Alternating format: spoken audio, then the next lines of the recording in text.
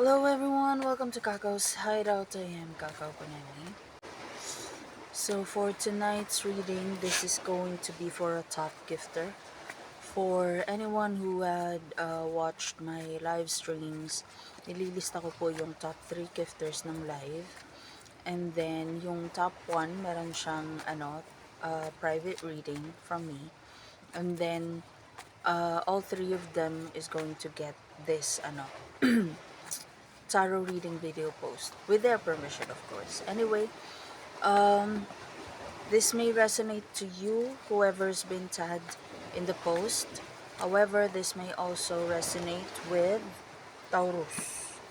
A Hierophant in reversed, so this means you will need to let go of a vow or of a promise. Pwedeng breakup, pwedeng annulment, pwedeng divorce, pwedeng something na pinangako mong you'll see through hanggang matapos, pero for some reason you need to let go of it. Tower reversed, parang may nangyari na napangit, may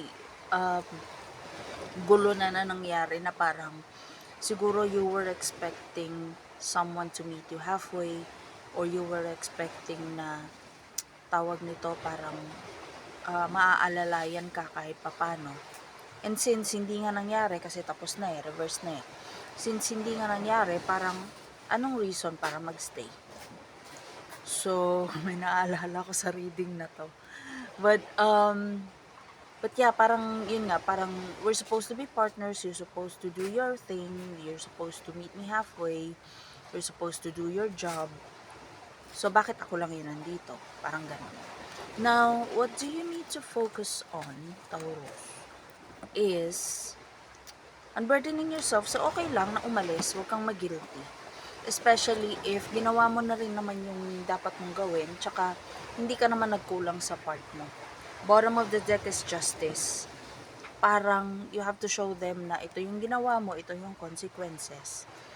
And since ginawa ko naman yung dapat na yung inaasahan from me, so I deserve some respite. I deserve na magpahinga. I deserve na humanap ng ibang opportunities or ng ibang relationship kung itong pinag-usapan natin hindi mo natutupad. So, bakit pa ako magpapakaloyal dito? Okay? And if you're going to do that, possible outcome, Empress upright, so this may be a fellow Taurus or a Libra. Not necessarily, but this is someone na mas kasundo mo. Parang panibago siyang opportunity. I don't think it's related dun sa previous na iiwanan mo. Kasi parang yung iiwanan mo is kailangan muna niyang maramdaman yung naramdaman mo na walang backup, um, walang tumutulong, walang nag-a-assist. Kailangan niya munang malaman kung how it feels na gano'n ang situation.